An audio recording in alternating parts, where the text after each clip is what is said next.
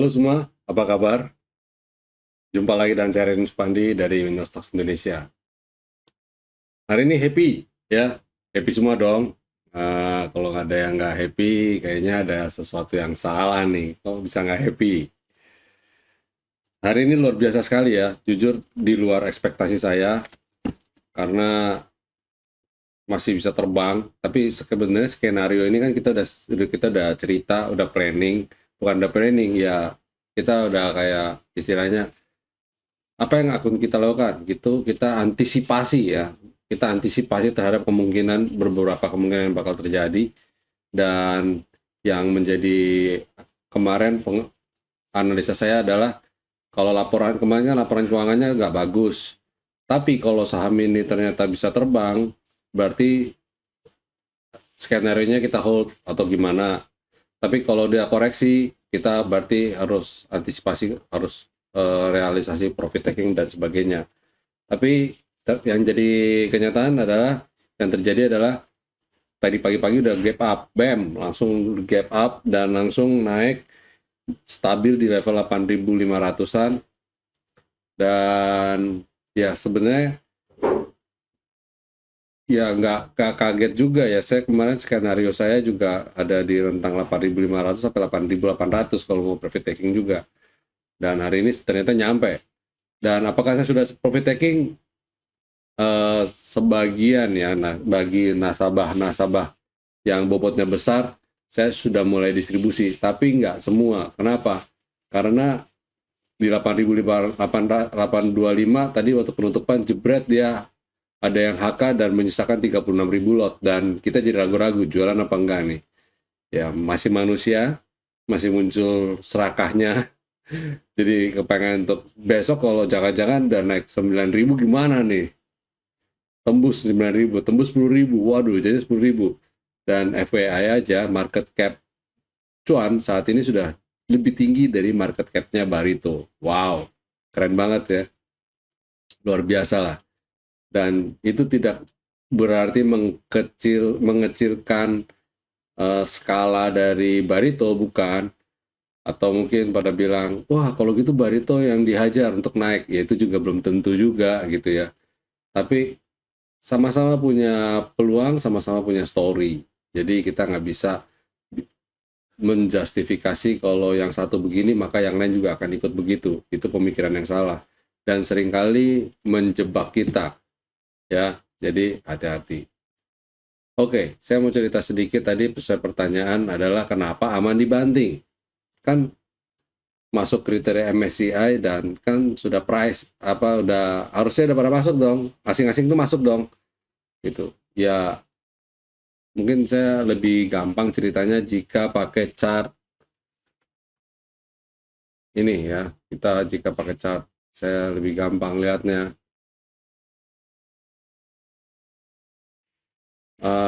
Ini dia.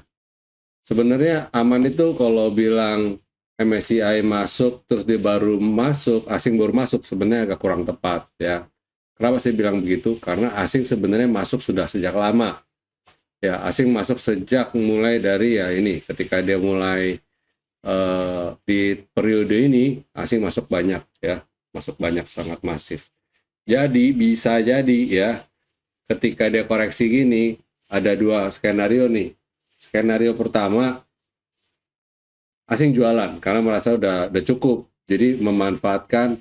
Kalau nggak asing jualan ya yang ngerek, yang realisasikan gitu ya, yang jualan. Itu skenario pertama ya, jadi pokoknya mereka jualan. Skenario kedua adalah ini, kalian pernah tahu nggak waktu waktu ada emiten tertentu masuk MSCI, yang mana endingnya adalah sahamnya lompat, arah, bam gitu, dan mereka pada jualan. Dan tahu nggak mekanismenya gimana? Mereka itu pasang order itu 15 apa, di injury time ya, mereka HK di, atau pasang order jual di posisi apa namanya, di posisi pucuk atau di bawah pucuk.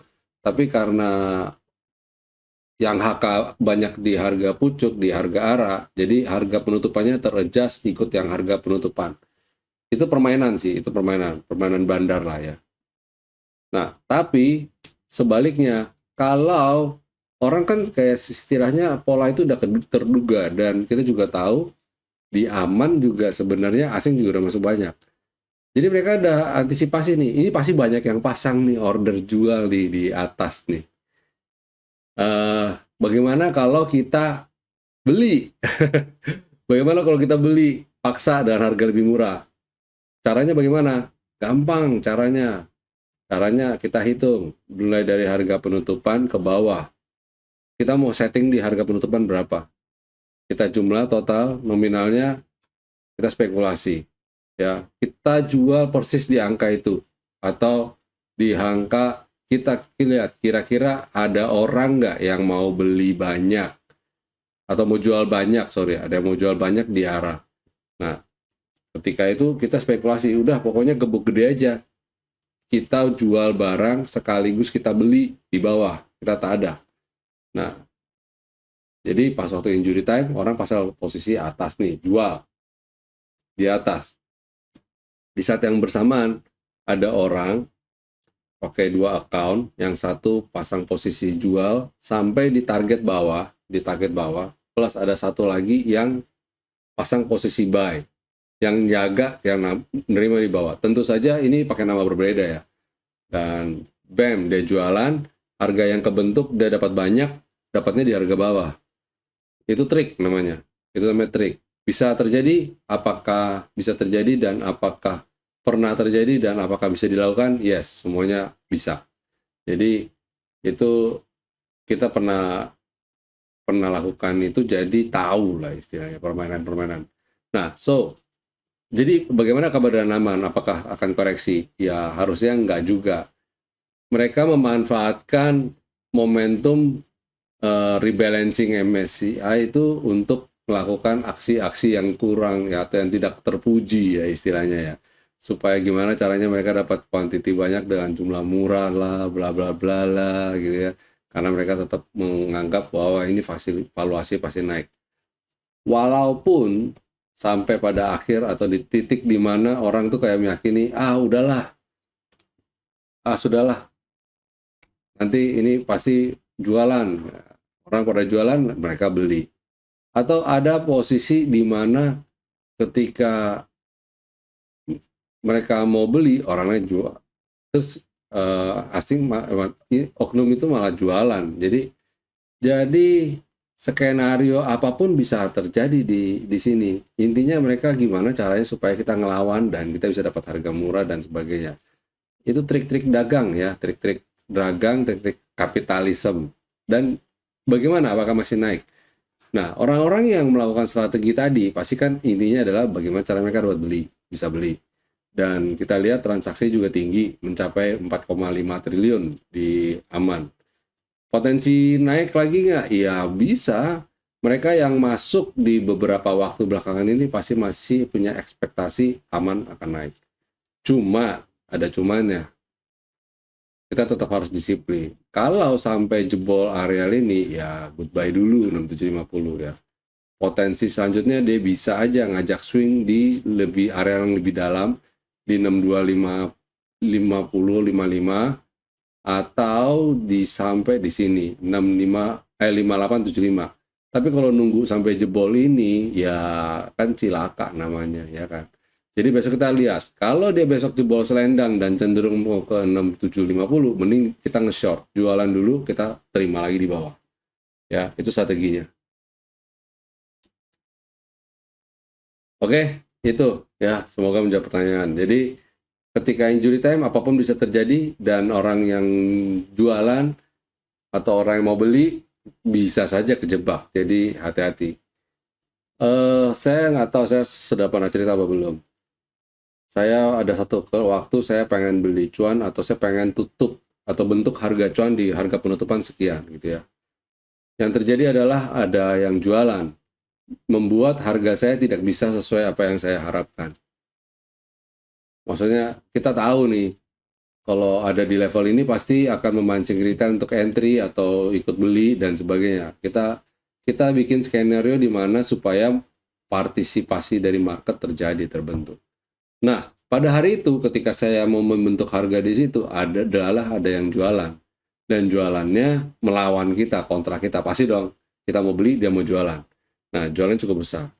Nah, karena kita belinya buying power kita nggak banyak dan dia lebih besar, harga yang kebentuk malah harga di bawah gitu ya. Bisa terjadi nggak? Ya bisa terjadi. Ya, semua bisa terjadi. Ya, oke. Ya, semoga apa yang saya berikan bermanfaat ya buat teman-teman semua, bisa punya insight, bisa jelas. Dan kita masuk ke segmen yang market review dulu deh. Composite. Composite hari ini cakep banget ya. IHSG-nya persis nyampe target kita 710893, sedangkan ini 7109. Wow, luar biasa ya. Keren. Transaksi hari ini juga luar biasa, 21 triliun men. Sampai kaget loh. Asing net sell 139,4. Wah, rebalancing MSCI sih memang benar-benar powerful ya. Asing masuk dengan masif. Wow. Oke, terus bagaimana perkembangan besok? Ya, besok sih hari Jumat, tapi bisa aja dia naik lagi ya. Bisa aja momentum naik lagi terjadi. Jadi, ya silakan aja nanti ya atur strateginya. Kalau koreksi bisa nggak? Lebih bisa ya. Hati-hati juga. Basic bagaimana? Basic ketemu resisten, siap-siap koreksi, hati-hati. Consumer, cyclicals, nah ini cakep nih. Ini cakep nih, bisa terbang. Ya. Terus energi, oh mantap, bagus.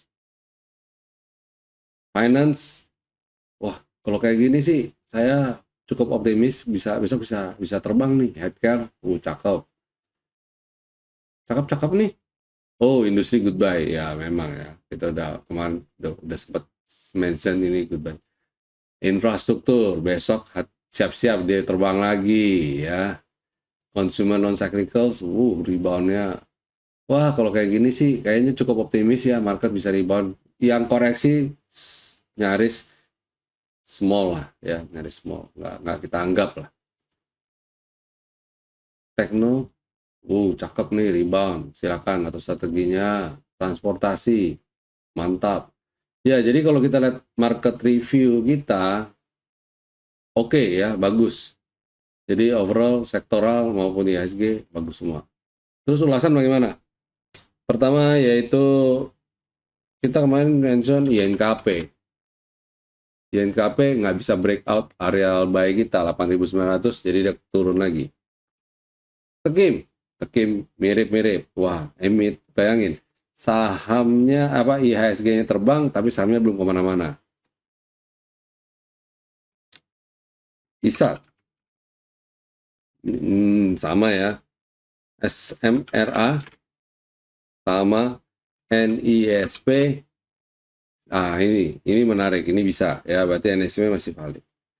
Terus habis itu ada kemarin ada mention Arto dan Goto, dan Gotonya cakep ya, cakep. Besok kalau bisa di atas 100 mestinya strateginya bisa dijalankan.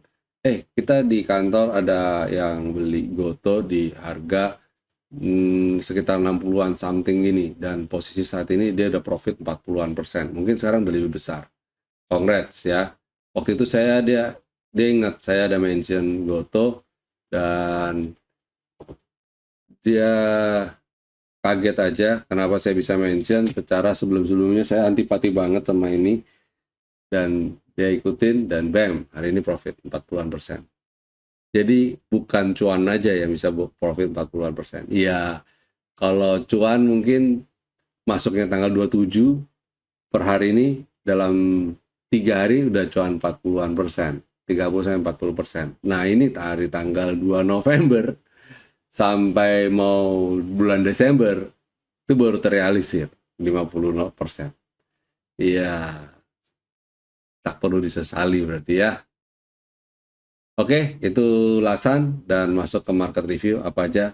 Pertama ADMR buat besok silakan dipantau-pantau ya. Kalau bisa naik di atas sini, areal ini sih cakep ya. Areal ini menarik ya. Terus habis ADMR ada MTEK. Nah ini saham yang menarik. Kalau besok bisa di atas 670 sama. Hari ini transaksi gede banget ya. Wow, besok kalau bisa lanjut lagi sih cakep. Habis itu MAPI. MAPI tadi kita ada akan seminar offline dan analis kita yang cover MAPI menceritakan kalau valuasi dia pada dasarnya masih akan bagus dan potensi besar untuk breakout ke atas. Silakan atas strateginya. Habis itu ada Saratoga. Saratoga cakep ya. Kalau Saratoga buy on break ya. Simple. Breakout 165 kita atur strategi beli. Habis itu last but not least yaitu Cepin. Nah Cepin ini ya. Saya jujur nggak mau terlalu rekomendasi sebenarnya, tapi dia sangat-sangat bagus gitu ya. Chartnya bagus, nurut gitu ya. Nah, kalau dia besok bisa mantul dari areal ini, areal sekitar 4.970-an lah ya, atau 4.960, nah itu menarik nih, upside-nya masih bagus. Ya, oke. Ya, itu market review, ulasan, dan rekomendasi untuk perdagangan tanggal 1 Desember 2023. Masuk bulan yang paling indah sepanjang tahun, semoga kita semua dapat berkat dan dapat cuan selalu. Sampai jumpa semuanya. Stay safe, stay healthy, and God bless you all. See you.